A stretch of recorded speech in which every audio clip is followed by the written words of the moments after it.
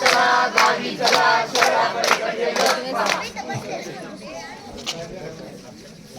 नमस्कार, आम्ही पुन्हा महाराष्ट्र कॉलेज ऑफ कॉमर्सचे राष्ट्रीय सेवा योजनाचे तोरणा गटातील विद्यार्थी सादर करीत आहोत नुक्कड नाटक. आमचे नुक्कड नाटकचा विषय आहे वाढत्या शहरीकरणाचे ग्रामीण जीवनावर होणारे परिणाम. सध्याची परिस्थिती अशी झाली आहे की सर्वांना मॉडर्न लाईफस्टाईल हवी हवीशी वाटत आहे. त्यासाठी बघूया आता प्रसंग पहिला. अरे खूप ऊन होता आज, काम पण झालंय माझं. चला येतो मी. काय राम भाऊ कुठे चालले? अरे बाप्पू, हा बोला ना. झालं का जेवण? हा झालं. तुम्ही कसे आहेत? काय म्हणते शेतपाणी? शेतपाणी बरोबर आहे. यावर्षी उत्पन्न पण आपलं चांगलं झालं. पावसाची कृपा होती. म्हणजे उत्पन्न डबल झाले होते. हा डबल झाले. चालते, जाऊ का मग? चला या. ऐका की, अरे बोला ना बाप्पू. शेत जमीन किती आहे तुम्हाला? आपली जवळपास 7-8 एकर आहे. म्हणजे बोर बिर बी दिसते. हा बोरबीर मागच्याच महिन्यात आपण बोर खणली. मग काय विचार आहे का नाही? कशाचा हो बाप्पू? शेत विकायचं हो. विकायची गोष्ट करत आहे तुम्ही? आता काय राहिले शेती? अरे बाप. आता सगळे ते शहराकडे चालले. नाही बाप्पू, मी हे नाही विकू शकत. हे आमची खानदानी जमीन आहे. माझ्या आजोबांनी खरीदली होती आणि मी आतापर्यंत जपून ठेवली आहे. हो पण आता काय राहिले शेतीत? हे माझ्या पोट पाण्याचा विषय आहे बापू. हे मी नाही विकू शकत. मला तुमचा काही आयडिया आवडला नाही. आपण या विषयावर नंतर बोलू. ऐका की, चांगला भाव देऊ आम्ही तुम्हाला. नाही बापू, नंतर बोलू आपण. तर आता आपण बघितलंच की कंत्राटदार शेतकऱ्याला त्याची शेती विकण्यासाठी जबरदस्ती करत आहे. तर बघूया प्रसंग दुसरा.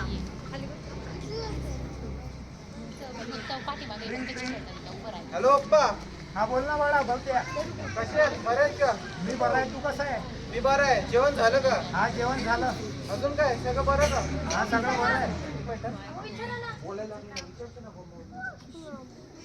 अजून पप्पा, मला तुमच्या बरोबर एक गोष्टाबद्दल बोलायचं होतं. बोल ना गवत्या.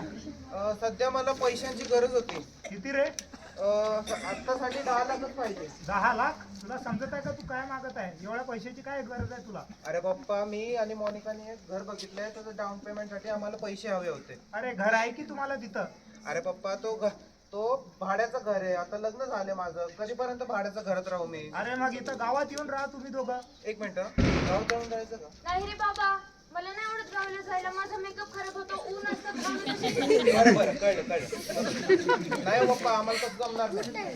मग काय करायचं? काय प्लॅन?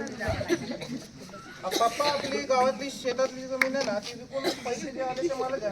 गवत्या, मी किती वेळा तुला सांगितलेलं आहे की विकायची गोष्ट करत नको जाऊ जमिनीची. अरे पप्पा, जरा माझं कारण पण समजून घ्या ना. मला पण पैशाची गरज आहे. नाही गवत्या, चल फोन ठेव. मला दुसरं काम आहे. बरं ठीक आहे. आता मुलानेच मागितले बापाकडे शेती विकून पैसे. तर बघूया मुलगी काय म्हणते. ट्रिंग ट्रिंग. हॅलो बाबा. हा बोल ना बाळा. हा, कसे आहात बाबा? मी बरा आहे. तू कशी आहे? मी पण मस्त. आणि अभ्यास कसा चाललाय तुझा? अभ्यास पण मस्त चाललाय. कॉलेजला जात आहे की नाही हो हो, बरोबर? रोज जाते बाबा. मग अजून मला तुला काय विचारायचं होतं की तू खूप वर्ष झाली घरी आलीस नाही. या की जरा. हो बाबा, आता परीक्षा झाली की आम्ही येणार आहोत. मैत्रिणींना घेऊन येणार आहे गावी. आपलं एवढं मोठं वावर आहे इथं. एवढे शेत रानं आहेत हिरवेगार. तुझ्या मैत्रिणींना घेऊन ये कधी. हो हो, येतो बाबा. हा चल. ठेवते बाबा, क्लास आहे. हा ठीक आहे बाळा. अशाच प्रकारे आपण गावातल्या सुषमा नावाच्या स्त्रीच्या व्यथा बघणार आहोत. प्रसंग दुसरा.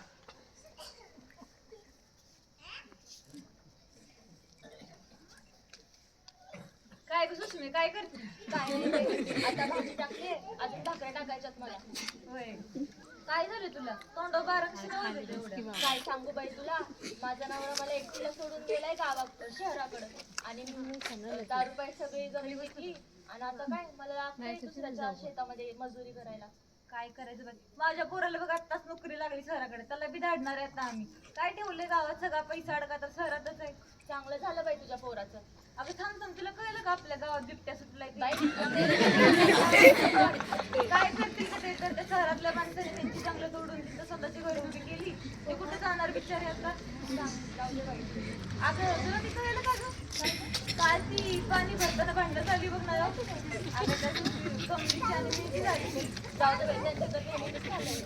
चल बाई, मला बिल्ले काम आहे.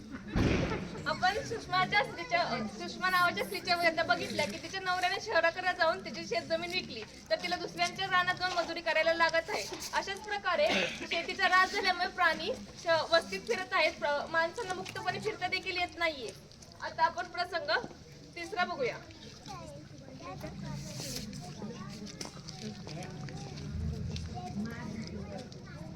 चला चला घर आलं.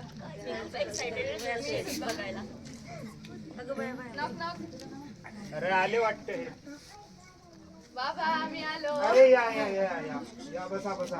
कसे काका तुम्ही? मी बरं आहे, तुम्ही कसे आहे? बाबा आम्ही मस्त. तुम्ही कसे आहात? मी बरं आहे. तुमचा प्रवास कसा झाला? खूप छान झालं पण आम्ही आता दमतोय. अरे मग आराम करून घ्या की तुम्ही. बाबा यांना शेत पाहायचंय आपलं. अरे शेत मग पहा, तुम्ही एवढा मोठा प्रवास करून आले, थोडं बसा की.